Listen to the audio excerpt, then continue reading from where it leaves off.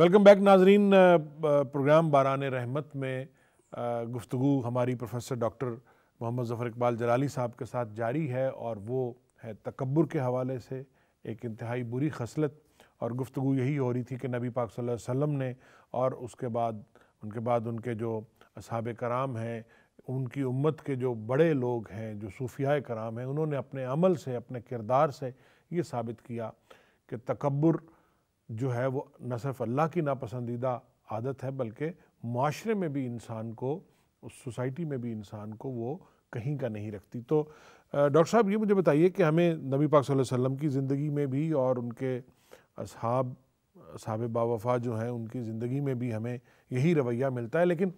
ہم یہ دیکھتے ہیں کہ دو چیزیں بعض اوقات مماثل ہوتی ہیں۔ ایک کو ہم فخر کا نام دیتے ہیں، تفاخر کا نام دیتے ہیں۔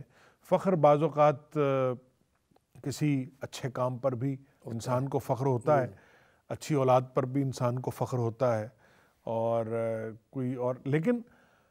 یہی فخر جو ہے یہ پھر تکبر میں بدلتا ہے۔ تو اسے کیسے روکا جا سکتا ہے، کیسے اس سے بچا جا سکتا ہے؟ ایک ہے کہ کسی اچھے عمل پر آدمی جو ہے اللہ تعالیٰ کی نعمت کا شکرانے کے طور پر اس کا اظہار کرتا ہے کہ رب تعالیٰ نے میرے اوپر یہ کرم کیا، فضل کیا، اس کو ہم فخر کہہ سکتے ہیں۔ لیکن یہ تو ایک جائز صورت بنتی ہے کہ اس لیے کہ وہ سمجھ رہا ہے، اس کو ہم عربی زبان میں کہتے ہیں تحدیث نعمت، کیونکہ رب ذوالجلال نے قرآن مجید میں فرمایا وَأَمَّا بِنِعْمَتِ رَبِّكَ فَحَدِّثْ، اپنے رب کی نعمت کا جو ہے آپ اظہار اور چرچا کریں، آپ بتائیں کہ اللہ نے مجھے یہ اللہ تعالیٰ نے مجھے دیا۔ یہ ایک شکرانے کی صورت بن جاتی ہے، اور اس کو تکبر نہیں کہا جا سکتا، اور اسے شکرانے کی صورت میں ہی رکھنا چاہیے۔ اسے رکھنا شکرانے کی صورت میں چاہیے۔ تو وہ تبھی ہو سکتا ہے کہ جب بندہ اوروں کے لیے نقصان نہ بنے یا اوروں کے لیے ضامت نہ ثابت ہو، تو وہ جو اللہ تعالیٰ کی دی ہوئی نعمت ہے اس نعمت سے دوسروں کو فائدہ پہنچائے، اوروں کو فائدہ پہنچائے، اور اس نعمت کا حق ادا کرتا رہے اور اس نعمت کی قدر کرتا رہے، تو وہ فخر کی حد تک بنتا ہے۔ اگر وہ دوسری صورت اختیار کرتا ہے جو اوروں کے لیے ضامت، دل آزاری، اذیت اور تکلیف کا باعث بنتا ہے، پھر اس کے پاس جو دولت ہے، جو عہدہ ہے، منصب ہے، وہی تکبر کہلاتا ہے۔ تو لہذا تکبر جو ہے یہ کسی صورت میں بھی پسند نہیں ہے، نہ ہی اللہ تعالیٰ کو، نہ اللہ تعالیٰ کے پیارے رسول صلی اللہ علیہ وسلم کو،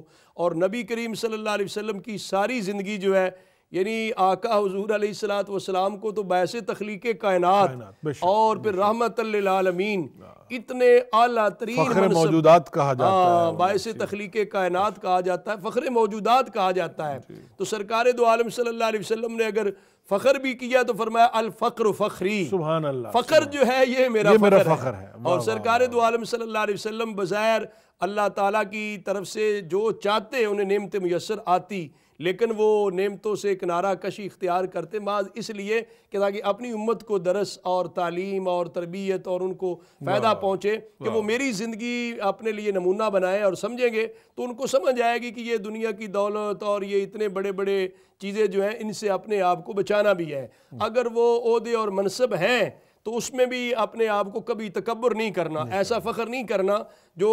غلط ہو، جو تکبر کی صورت اختیار کریں۔ نبی کریم صلی اللہ علیہ وسلم نے اپنے تعارف میں جہاں فرمایا انا خاتم النبیین، ساتھ یہ بھی فرمایا کہ لا فخر،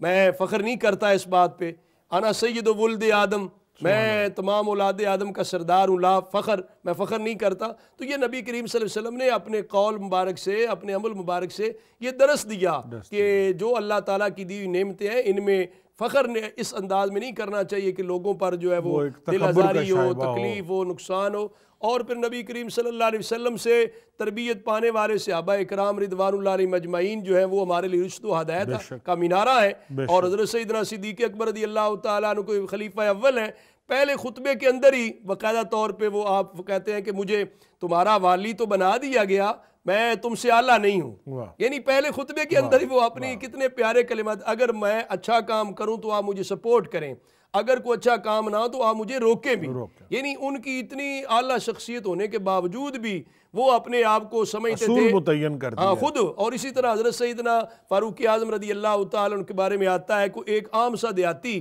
ان سے یہ پوچھ لیتا بھری مجلس میں، امیر المومنین ہے، لیکن وہ پوچھ لیتا آپ نے یہ جو لباس پہنا ہے، یہ لباس جو مال غنیمت سے آپ کا حصہ بنتا تھا، اس سے تو یہ قمیض نہیں اتنی بڑی بن سکتی تھی، تو آپ اس کو بڑی مجلس کے اندر ہی مطمئن کرتے ہیں، جواب خود دینے کی بجائے کہتے ہیں یہ جواب تو میرا بیٹا دے گا۔ تو آپ کا بیٹا وہ کھڑے ہو کے کہتا ہے کہ واقعتاً نہیں آپ ٹھیک کہہ رہے ہیں، سائل ٹھیک کہہ رہا ہے، لیکن میرے والد کے ساتھ جو میرا حصہ تھا میں نے اپنا حصہ بھی اپنے والد کے لیے دیا تاکہ ان کی قمیض تو بن سکے۔ تو یہ باقاعدہ طور پہ وہ جواب دہ ہوتے، ان کا بڑا عہدہ، بڑا منصب جو تھا وہ ان کے لیے تکبر کا باعث نہیں بنتا تھا، عزتوں کا باعث بنتا تھا۔ وہ باقاعدہ طور پہ جس طرح فلسطین جب فتح ہوا تو حضرت سیدنا عمر فاروق رضی اللہ تعالیٰ عنہ جس قافلے میں جا رہے تھے، آگے ایک مفتوحہ علاقے میں داخل ہونا، تو اس ٹائم آپ کے ساتھ جو اصحاب تھے انہوں نے کہا جی آپ اب سواری پہ سوار ہو جائیں تاکہ وہ دیکھیں جی امیر المؤمنین آئے ہیں، ان کی شان و شوکت ہے، ان کی بڑی وجاہت ہے۔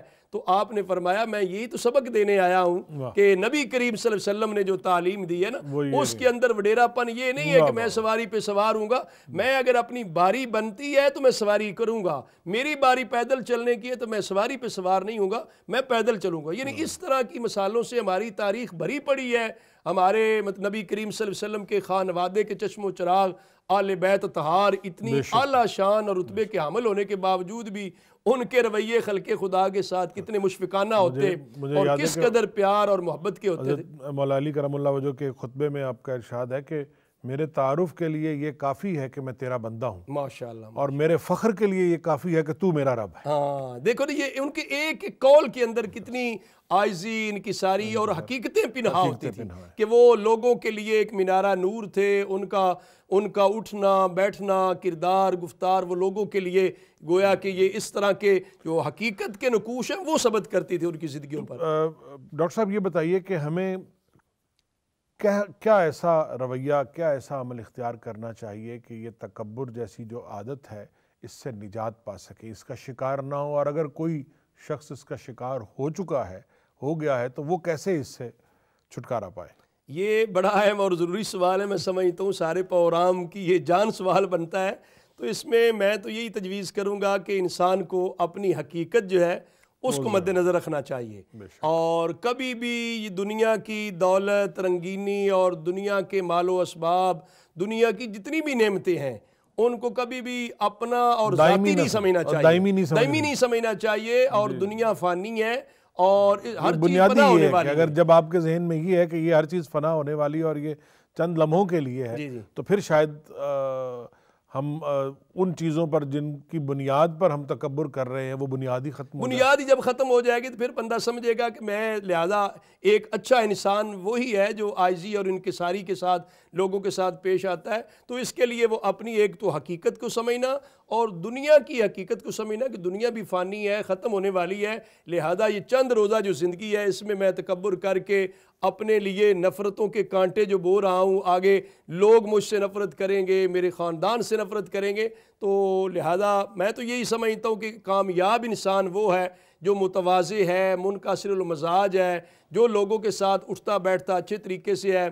نبی کریم صلی اللہ علیہ وسلم کی ذات گرامی جب اسوہ حسنہ ہے تو نبی کریم صلی اللہ علیہ وسلم اپنے اصحاب کے ساتھ ایسے بیٹھے ہوتے کہ عام آنے والا کئی بار دیکھ کر پہچان بھی نہیں سکتا تھا۔ یعنی نبی پاک صلی اللہ علیہ وسلم حتیٰ کہ باقاعدہ طور پہ آپ کا حکم مبارک ہے کہ آپ اپنے اصحاب کو اپنے لیے جو کھڑے ہوتے آقا حضور ان کو بیٹھنے کا حکم ارشاد فرما دیتے۔ یعنی یہ سرکار دو عالم صلی اللہ علیہ وسلم کی جو تعلیمات ہیں اگر ان کو اپنائے گا تو اگر کسی کے اندر تکبر کی عادت بھی ہے تو تکبر سے نجات اور چھٹکارا اسے حاصل ہو جائے گا۔ اور ویسے بھی ہمیں نبی کریم صلی اللہ علیہ وسلم کے پاکیزہ سیرت اور روشن کردار کو پڑھنا چاہیے، اور اپنی اولاد کو، اپنی نسل کو، اپنے احباب کو بھی اس کی طرف متوجہ کرنا چاہیے۔ جو نبی کریم صلی اللہ علیہ وسلم کے کردار مبارک کو پڑھے گا یقیناً اس کی اپنے کردار کے اندر، شخصیت کے اندر جو ہے نبی کریم صلی اللہ علیہ وسلم کے کردار کا ایک عکس اور پرتو آئے گا، جس سے اس کی ایک شخصیت کے اندر نکھار پیدا ہوگا، اور تکبر جیسی یہ ذلت والی اور رسوائی اور خاری والی جو عادتیں ہیں ان سے چھٹکارا اس کے لیے ممکن ہوگا۔ یقیناً جی، اور ساتھ ہی ساتھ جو بنیادی چیز ہمارے ایمان کا جو سب سے پہلا اور بنیادی عنصر ہے کہ ہمیں جب توحید پر ایمان ہوگا، ہم اللہ کی ذات پر جب ایمان رکھیں گے تو ہمیں یہ پتہ ہوگا کہ ہماری حیثیت اس کی مخلوق کی ہے اور اس کی حیثیت خالق کی ہے، تو شاید ہم ویسے ہی ہمارے دل سے جو یہ دنیا کی اور اس طرح کی جو فانی چیزوں کی بنیاد کے اوپر ایک برتری کا احساس ہے وہ ختم ہو جائے گا۔ جب اللہ کی بارگاہ میں ہم سر بسجود ہوتے ہیں اور اللہ کی ذات پر ایمان لاتے ہیں تو یہ